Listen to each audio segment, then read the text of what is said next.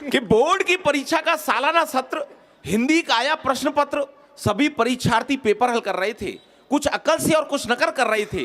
तभी एक छात्र ने छोटी सी पर्ची निकाली, उस पर कुछ उड़ती सी नजर डाली, लेकिन निरीक्षक की नजर से बच नहीं पाया। उसने उस छात्र से उस पर्ची को छुड़ाया और पर्ची को पढ़कर तो उसके छक्के छूट गए, हिंदी के कवियों के भाग्य फूट गए। उस पर्ची में लिखा था कि कबीरदास जी मोजे में, सूरदास जी बाह में। भाई तालियां बनती है यार, क्या बात। उस पर्ची में लिखा था कि कबीरदास जी मोजे में, सूरदास जी बाह में, तुलसीदास बेल्ट में, बिहारी लाल पांव में, महादेवी आस्तीन में, पंत जी अगल में, प्रसाद जी कॉलर में, निराला जी बगल में। कि कबीरदास जी मोजे में, सूरदास जी बाह में, तुलसीदास बेल्ट में, बिहारी लाल पांव में, महादेवी आस्तीन में, पंत जी अगल में, प्रसाद जी कॉलर में, निराला जी बगल में, और शेष के लिए एक छोटी सी पर्ची घड़ी के डायल में, जिसमें हिंदी साहित्य का इतिहास मिल जाएगा। और नकल करते यदि पकड़ा गया तो एक बड़ा नोट पीछे की जेब में, जिसे पाकर निरीक्षक मिल जाएगा। यदि नकल करते पकड़ा गया तो एक बड़ा नोट पीछे की जेब में, जिसे पाकर निरीक्षक हिल जाएगा। हमें यह देखकर उस लड़के की बुद्धिमत्ता पर बड़ा आश्चर्य हुआ कि देखो ये लड़का कितना दूरदर्शी है। अरे हम सबसे ज्यादा मर्मस्पर्शी है। यदि ये बड़ा होकर कुछ नहीं बन पाया तो जरूर ये नेता बनेगा, और हम जैसे शिक्षित बेरोजगारों का प्रणेता बनेगा। ये देखते ही देखते हमसे बहुत दूर निकल जाएगा, और हम जैसा युवा इस शिक्षा की चक्की में पिसता ही रह जाएगा। हम जैसा युवा इस शिक्षा की चक्की में पिसता ही रह जाएगा। वैसे तो मैं देख रहा हूं तालियां आप बजा रहे हैं। अभी हम और दिनेश भैया दुबई में गए थे साथ साथ, तो साहब एक सज्जन बैठे हुए थे, तो वो हंस नहीं रहे थे। हमने कहा भैया तुम हंस नहीं रहे हो। बोले क्यों हंसूं, मैं बड़ा आदमी हूं, उसके लिए मैंने आदमी रखे हुए हैं। अरे मैंने कहा तुम तालियां भी नहीं बजा रहे। बोले क्यों बजाऊं, बड़ा आदमी हूं, उसके लिए भी मैंने आदमी रखे हुए हैं। अरे भाई फिर 6 महीने बाद हमें फिर हमारा जाना हुआ, वही सज्जन चले आ रहे थे, हाथ में कला वाला बांधा हुआ था। मैंने कहा भाई साहब क्या हुआ।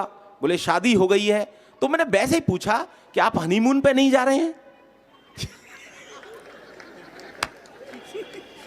बोले क्यों जाऊं। तो आप इतने बड़े आदमी तो नहीं होंगे, एक बार तालियां बजा दीजिए। मैं आपको बताता हूं सर, मैंने पिछले दिनों कुछ प्रयोग किए कि पहले क्या था और अब क्या है। स्वागत। मैं देख रहा हूं मेरी नौजवान पीढ़ी यहां पर बैठी है, मैं देख रहा हूं हमारी भूतपूर्व नौजवान पीढ़ी भी यहां बैठी है। मैं बुजुर्गों को भूतपूर्व नौजवान कहता हूं। जैसे किसी लड़के के बारे में जब भी कोई सगाई संबंध की बात चलती थी और पहले यह पता लग जाता था कि यह लड़का ड्रिंक करता है, तो लोग आश्चर्य करते थे, है ये लड़का ड्रिंक करता है। स्थितियां आज भी वही हैं। आज किसी लड़के के बारे में पता लग जाता लड़का ड्रिंक नहीं करता, तब भी लोग आश्चर्य करते हैं लड़का ड्रिंक नहीं करता। अच्छा। आपको पता होगा पहले लोग खाना घर पर खाते थे और फ्रेश होने के लिए बाहर जाते थे। ग्रामीण अंचल में आज भी ये व्यवस्थाएं चल रही हैं। पहले लोग खाना घर पर खाते थे और फ्रेश होने के लिए बाहर जाते थे। आज स्थितियां कहां तक आ गई हैं, आज लोग फ्रेश होने के लिए घर आते हैं और खाना खाने के लिए बाहर जाते हैं होटल। वाह वाह। आपको पता होगा पहले लोग क ख ग से काम चलाया करते थे, आज भी लोग क ख ग से काम चला रहे हैं। पहले लोग क ख ग से कैसे काम चलाया करते थे, पहले लोग का से कमाते थे, खा से खाते थे, गा से गहने बनवाते थे, घा से घर बनाते थे।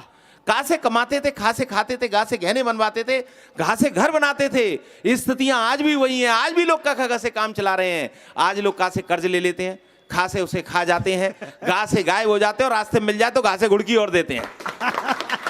यह स्थितियां है। मैं आपको बताता हूं, मैं देख रहा हूं हमारे सियासी लोग यहां पर बैठे हैं, राजनीतिक लोग बैठे हुए हैं। पहले कोई नेता अपने पार्टी अध्यक्ष के पास टिकट मांगने जाता था मंत्री जी, तो उनसे कहता था कि साहब आप मुझे उस शहर से टिकट दे दीजिए, मैं वहां से जीत जाऊंगा क्योंकि वहां के लोग मुझे जानते हैं। आज का नेता जब भी पार्टी अध्यक्ष के पास टिकट मांगने जाता कहता साहब आप मुझे उस शहर से टिकट मत दीजिएगा, मैं हार जाऊंगा क्योंकि वहां के लोग मुझे जानते हैं।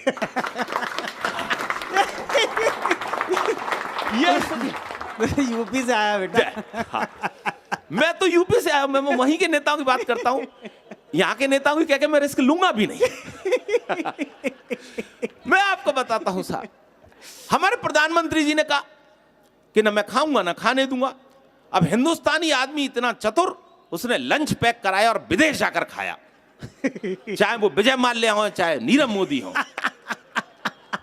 तब मैंने साहब एक व्यंग लिखा, बहुत वायरल हुआ पिछले दिनों। स्वागत। मैं कि जब भी मौसम गर्म या सर्द रहता था, हाँ हाँ पुराना रोग था, घुटनों में दर्द रहता था, बड़े जतन किए पर अच्छे से चल नहीं पाए।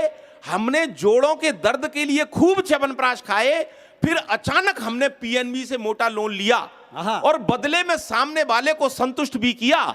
अब मेरे पैरों में इतनी ताकत आ गई है आहा। कि मैं पर्वत तक लांघ सकता हूं, मैं बैंक का पूरा पैसा लेकर विदेश भाग सकता हूं।